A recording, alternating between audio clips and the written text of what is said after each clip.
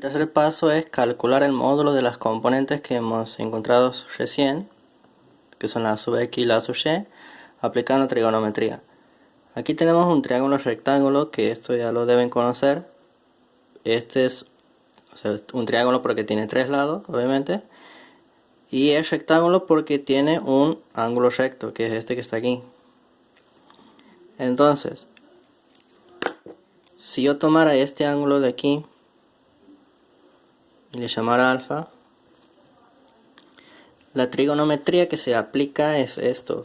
Tomando este ángulo yo puedo tomar coseno, seno y tangente de ese ángulo.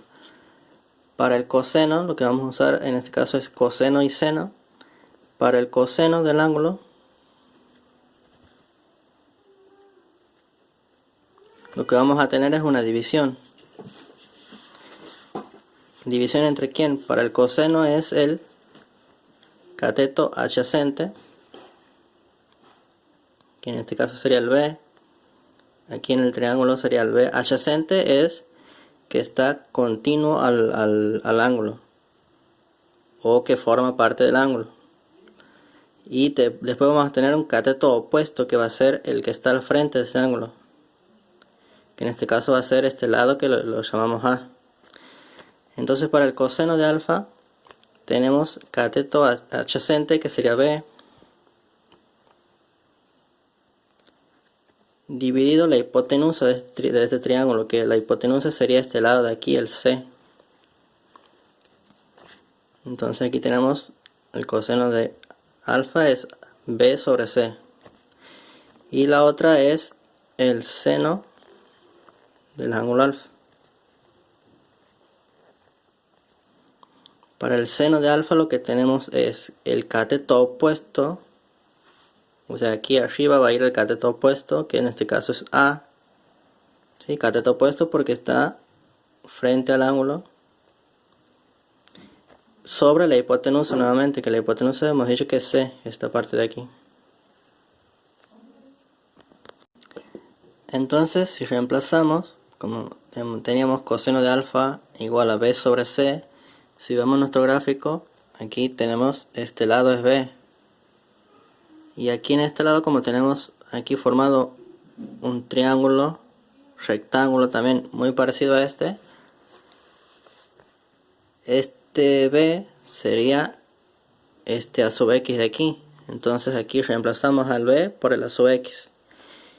Y esta C, o sea esta C de aquí, que es esta de aquí, sería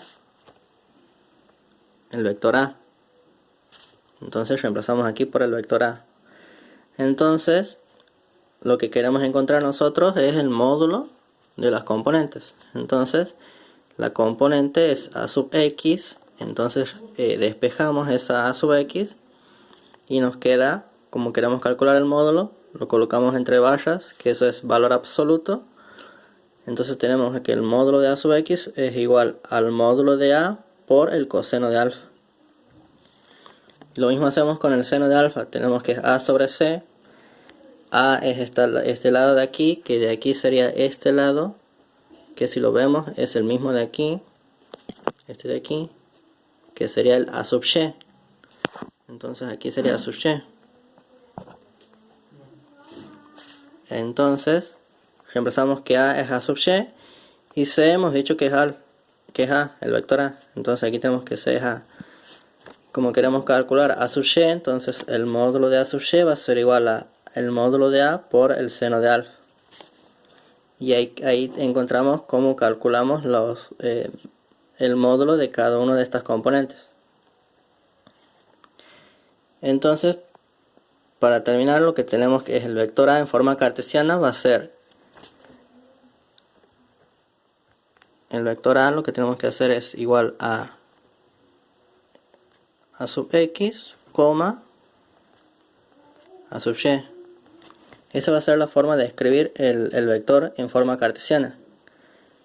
Vamos a poner dos paréntesis, vamos a poner A sub X, A sub Y. Esto es en forma general. Cuando tengamos números, aquí van a ir los números que encontremos como resultado de estas operaciones. Y lo último es el módulo. ¿Cómo calculamos el módulo del vector?